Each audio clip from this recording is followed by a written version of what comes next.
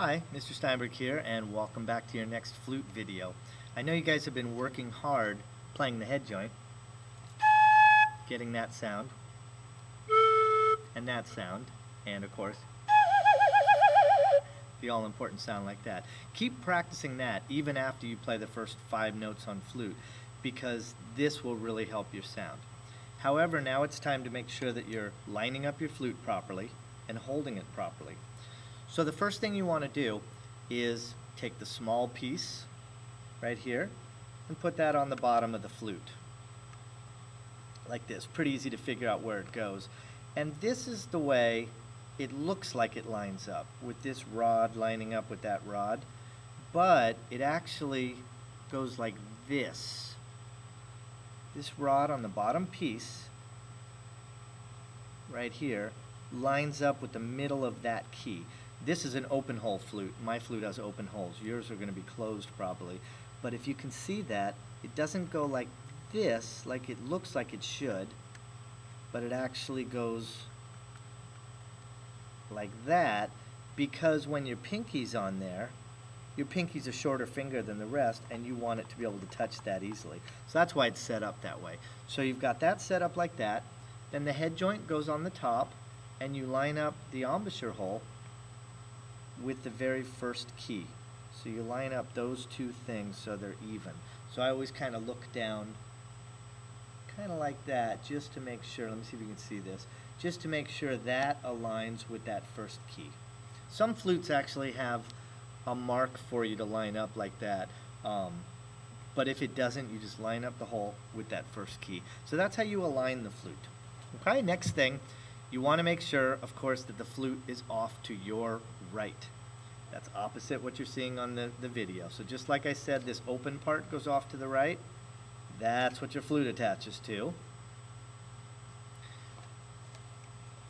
And then we have the way to hold the flute. And this is, I showed it in class, but I'll show it again here so you can sort of see a close-up. And parents, you can help the students if they're still having trouble. What I asked them to do in class is take their hand, their left hand, and put it like they're holding up a tray of food. So they're going to bend it right here at the wrist. This is the important part about holding the flute, that it's not this way, but your hand is bent back. It's not going to be bent back quite this far, but it is important to look and see that it's bent back. And then I've placed the flute on their bent back hand. Their thumb, this is their left hand, their thumb goes on that key right there, and then their first finger goes on not the first little key, but the very next little key. So you skip the first little key, first finger goes on that, then you skip the big key, second finger, third finger, and then the all-important part, which is the hardest part about holding it, let me see if I can get the right angle here, is the flute actually rests on this part of your index finger. So the flute rests like that, so you're holding it like that. Let me see if I can get the best angle for you. Here we go. Here we go. So the flute is not like that, but it rests on that part of your finger, and there's where I have my hand bent back, so that when I put it up to play, my wrist is bent back, as you can see.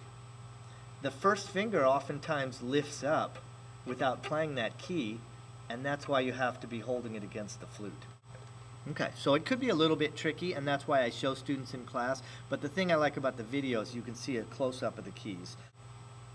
You skip the first top key, first finger goes on that key, skip the big one, second and third finger of your left hand go on there, and the flute leans. So it looks like this once again.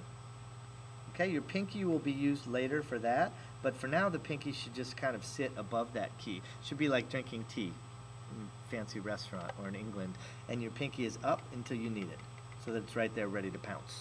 Okay? Your right hand faces away from you, your palm away from you, and it's going to go, your 3 fingers are going to go on the bottom 3 keys of the flute with your thumb between your 2 fingers underneath. Just like that.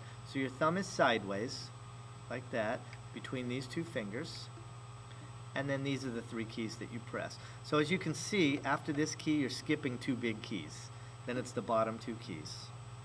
Then this pinky is for that key right there at this point. So again, to review, we have thumb. Get the best angle here. Thumb on that key, not on there yet, I'll talk about that later, but on that key right there is your thumb. Your flute rests on this part of your finger, so the flute's resting there. My wrist is bent back, and then I'm skipping the first little key. First finger goes there, skip a big key, second and third finger go there, and then the pinky is ready to play that A flat or G sharp key.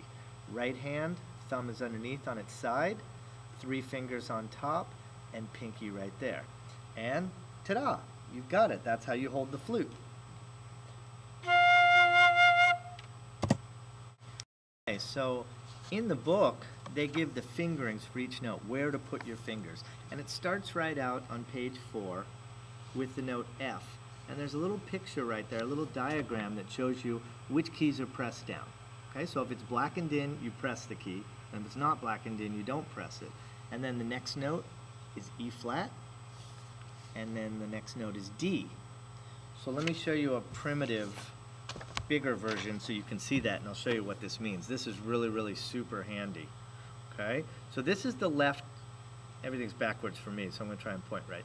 This is the left hand right here, and this means all 3 fingers are pressed down, 1, 2, and 3, and your thumb is pressed on that key that I showed you. Your right hand, your first finger only is pressed down, these 2 fingers are not pressed down, and then your pinky is pressed down. So let me show you that on the flute. So we have left hand, right hand. This is the chart for it. So here it's first, second, third finger, and thumb. And that's that picture there. And on my right hand, first finger only. Not 2 and 3, because they're not blackened in on the fingering chart. And your pinky. And that would be the fingering for an F. Okay, the next note is E flat. Now this one is a little bit tricky because the first finger is not pressed down, but the second and third are. The thumb is still pressed, and all 3 fingers of your right hand are pressed, and your pinky, and that's an E flat. So this is why it's important when you're holding the flute to make sure you're resting it on that part of your finger, because you can press that first key or lift it, press it or lift it, but either way you're making contact with the flute. Press it, lift it. So it's fingers 2 and 3 and thumb, and no first finger. The finger just lifts up off the key. Right hand, all 3 keys, and pinky, and that is an E flat. I sometimes call that 2-3, 1-2-3, pinky and thumb, and that's how I identify which fingers. I always start with my left hand. And very simply, to play a D, you just lift up your pinky, and you'll see on the fingering chart that it doesn't have the pinky key filled in.